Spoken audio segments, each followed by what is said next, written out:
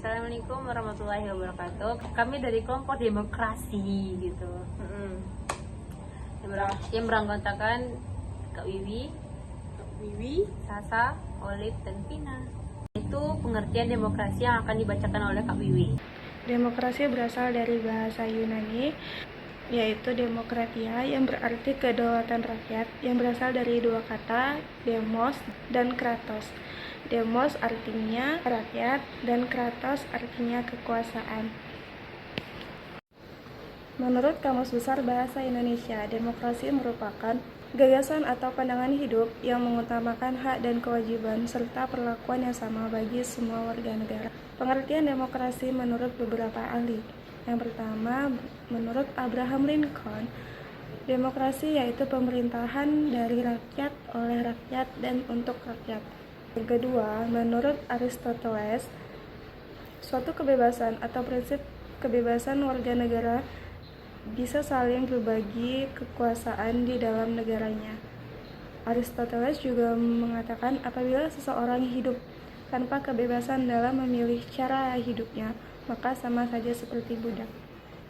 Nah, yang kedua itu jenis-jenis demokrasi yang akan dijelaskan oleh saya sendiri, Andini.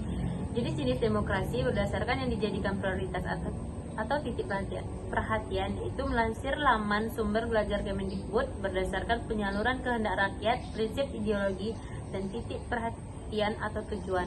Ada 8 macam demokrasi yang ada di masyarakat. Berikut penjelasannya. Berdasarkan penyaluran kehendak rakyat. Yang pertama, demokrasi yang mengikut sertakan setiap warga negaranya untuk bermusyawarah dalam menentukan kebijakan umum negara. Yang kedua, demokrasi yang dilaksanakan melalui sistem perwakilan.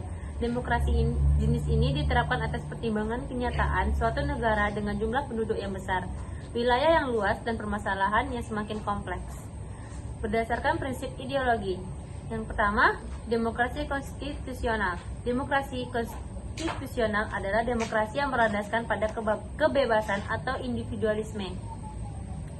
Demokrasi ini dicirikan dengan kekuasaan pemerintah yang terbatas dan tidak diperkenakan banyak campur tangan dan bertindak sewenang-wenang terhadap warganya. Dalam hal ini, kekuasaan pemerintah dibatasi oleh konstitusi. Yang kedua, demokrasi rakyat. Demokrasi rakyat atau demokrasi proletar merupakan salah satu jenis demokrasi yang berhaluan Marxisme atau komunisme. Demokrasi ini menginginkan kehidupan tanpa adanya kelas sosial. Contohnya adalah negara Korea Utara dan bekas negara Uni Soviet.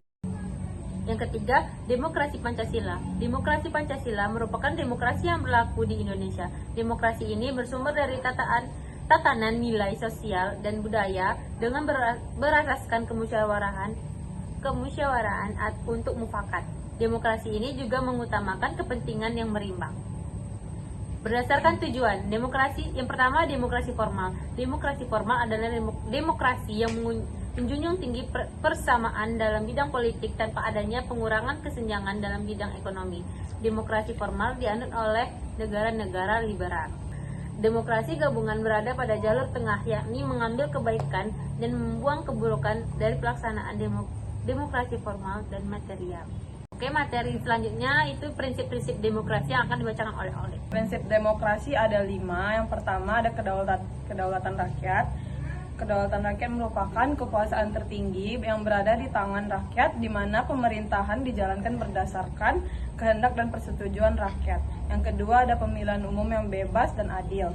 Pemilihan umum yang bebas dan adil merupakan warga negara memiliki hak untuk memilih pemimpin dan wakil mereka melalui pemilihan umum yang dilakukan secara berkala, bebas, adil, dan transparan.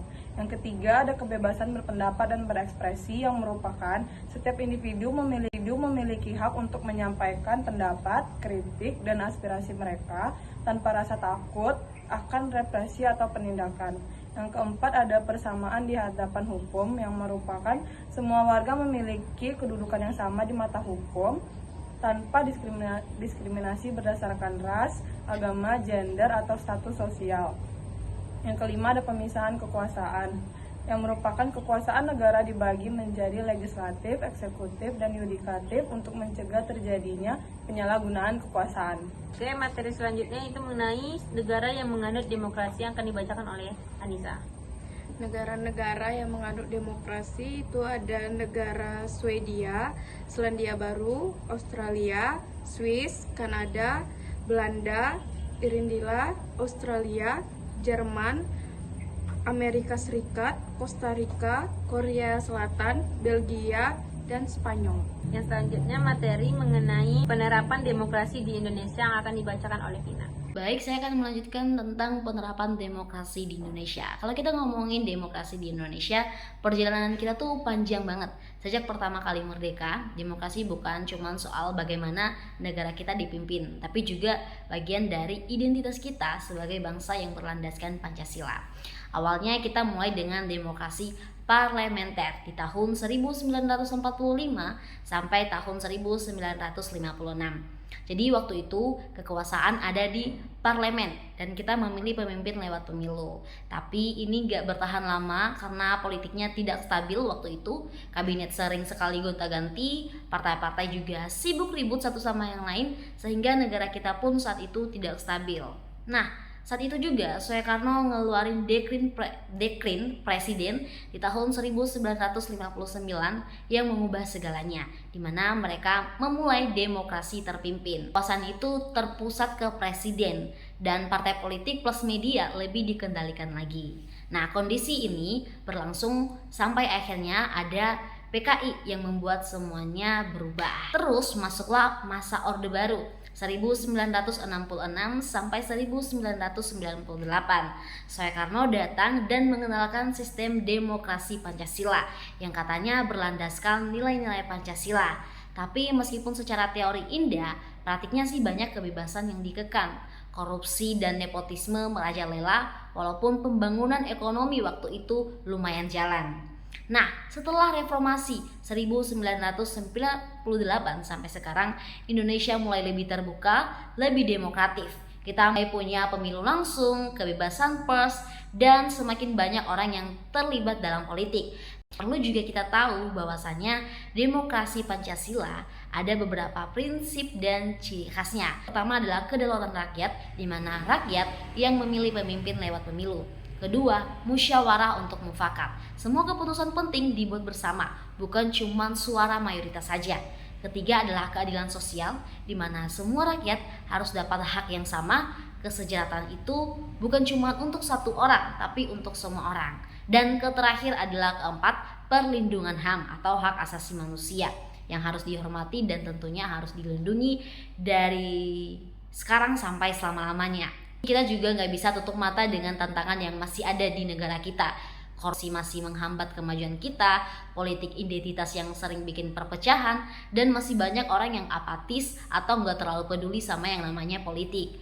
Nah, jadi walaupun demokrasi Indonesia udah berkembang pesat, kita masih punya tugas besar, apalagi anak-anak muda zaman sekarang.